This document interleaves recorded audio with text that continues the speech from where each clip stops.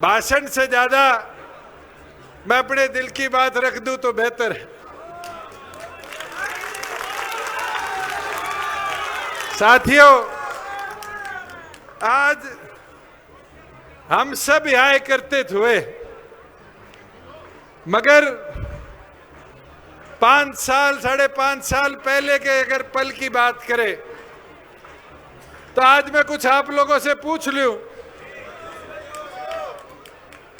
BJP को 11 साल देश में राजनीति करते होगे, सरकार केंद्र की चलाते होगे, जानते तो हो कैसे सरकार चलाती है। अगर 2019 में गठबंधन नहीं करते तो कोई और चारा था? बता दो। आज अमरजीत खड़ा है यहां। अगर गठबंधन ना करते तो 2019 में 7 बाजे या 7 बाजते नहीं बाजते? कोई झूठ है इस बात में? साथियों, अगर 2019 में गठबंधन ना करते तो ये बड़ी सी चाबी मंडी हुई है मां के सर पे, ये चाबी का चुनाव चिन्ह बचता? तारी पार्टी छोड़ते? साथियों, एक चीज बताओ, मैं तो इस मंच से इतना कह सकता हूं कि हमने गठबंधन इसलिए किया कि चंडीगढ़ में थारे लिए दरवाजे खुले रखो। 4.5 साल कभी चंडीगढ़ आए हो, यह दिक्कत तो नहीं झेलनी पड़ी कि दरवाजे बंद थे। चाहे मुलाकात हो पाई हो ना हो पाई हो, काम हुआ हो ना हुआ हो, मगर आपके लिए ठिकाना तो खोल के रखा हुआ था। आज कोई है थारी सुननिया? आज वहां कोई बैठा है जो तुम्हारे लिए दिन रात काम कर रहा हो? मगर साथियों, एक चीज करी गई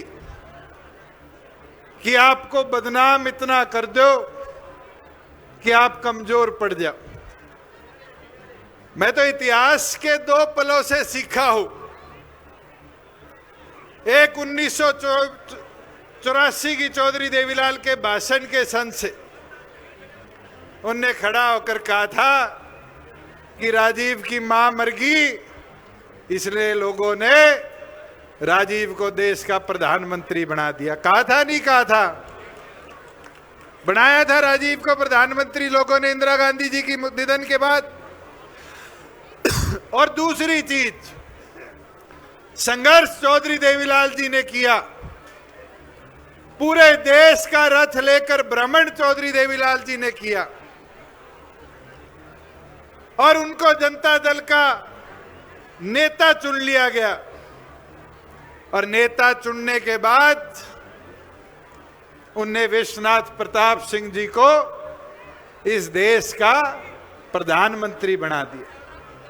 उनने तो अपने मन की बड़ी अच्छी बात को पूरा किया, जनता के साथ करे गए वादों को पूरा करवाने के लिए कदम उठाया।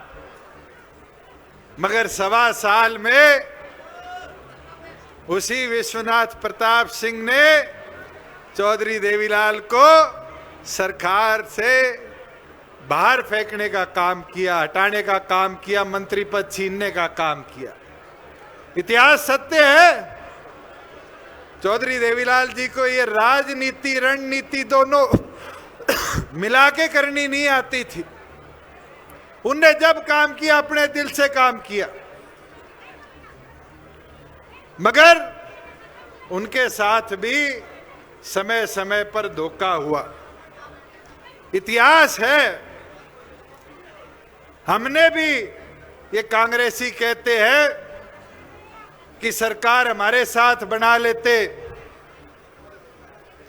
दिग्विजय और डॉक्टर बांगड़ बैठे हैं, हुड्डा वाली बात तो सुनी होगी सुनिए नहीं सुनी?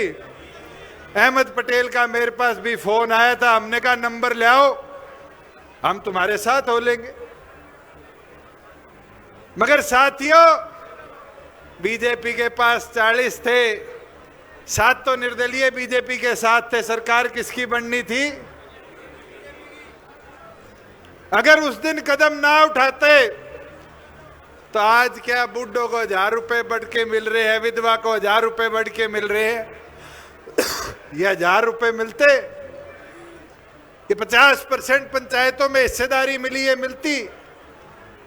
आप लोगों के करे हुए वादों को पूरा करवाने के लिए वो कदम उठाया, मगर सारे हमारे पीछे एक षड्यंत्र से पड़ गए। और पड़े कैसे कि अगर जेजेपी को नहीं रोका तो कहीं ना कहीं उनके लिए खतरा था, और उनके लिए खतरा नहीं, असली सच्चाई तो है उनकी अगली पीढ़ी के लिए भी खतरा था। बता दो कोई झूठ है? मगर इन लोगों ने एक सूत्री कार्यक्रम 5 साल चलाया, और वो सूत्री कार्यक्रम था कि आप लोगों को राजनीतिक तौर पर कमजोर कर दिया जाए। हम 10 एमएलए थे, कोई हमारा एमपी राज्यसभा और लोकसभा में तो नहीं था। किसान आंदोलन की बात करेगी, दुष्यंत इस्तीफा दे देता। मेरे इस्तीफा देने से तो प्रदेश सरकार भी ना गिरती, केंद्र तो बहुत दूर की बात थी। मगर साथियों, एक चीज बता सकता हूं, विपदा क्या है। जिन लोगों ने पार्लियामेंट में खड़े होकर इस बिल के लिए वोट दिए, वो भी हमारे पीछे पड़ गए। जिनने सेटिंग कर बीजेपी के साथ चुनाव मिलकर लड़ा, वो भी हमारे पीछे पड़ गए।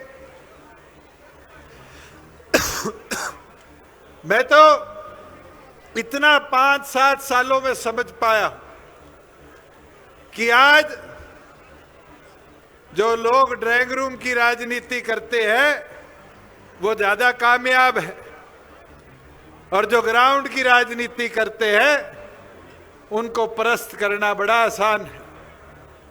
उठाकर देख लो चारों तरफ, 2024 के चुनाव में क्या हुआ। पत्रकार साथी खड़े हैं, बड़ी अच्छी तरह जानते हैं। अगर शैलजा के कहने से नारनौंद की, उकलाना की सीट दे देते तो क्या कांग्रेस 45 पार नहीं कर लेती? क्या राई का उम्मीदवार ना बदलते तो कांग्रेस 45 पार नहीं करती? बता दो। ये उचाना वाले खड़े हैं, क्या निर्दलीय ना खड़े होते तो कांग्रेस 45 पार नहीं करती? अरे सरसा वाले खड़े हो, क्या 5 सीटों पे मैच फिक्सिंग ना होती तो बीजेपी सरकार में आती नहीं आती? ये ड्राइंग रूम में बैठ बैठ के रणनीति बनाई गई। हम तो बावड़ों की तरह सड़क नापते रहे कि जनमत में जितना विश्वास होगा हमारे साथ खड़ा हो जाएगा, और जनमत ने साथ दिया, जितना दिया सर माथे है। राजनीति में उतार चढ़ाव आते रहते हैं। चौधरी देवीलाल जी के 65